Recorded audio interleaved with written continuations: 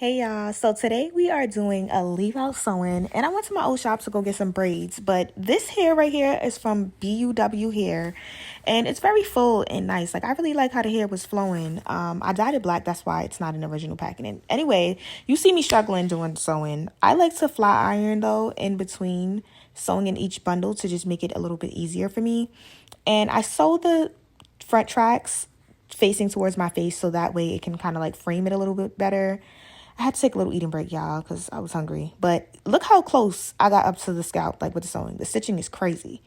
So then we go in with a hot comb. We're going to flatten all of that out, get them edges, girl. And now we're going to blend the leave out.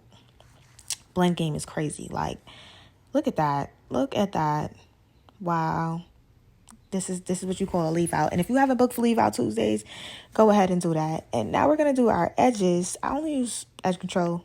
Nothing too crazy, just to slick those down. I like to keep it very simple when I do leave outs.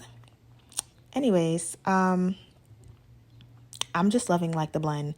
But this is the outcome, y'all. Look at this. Wow.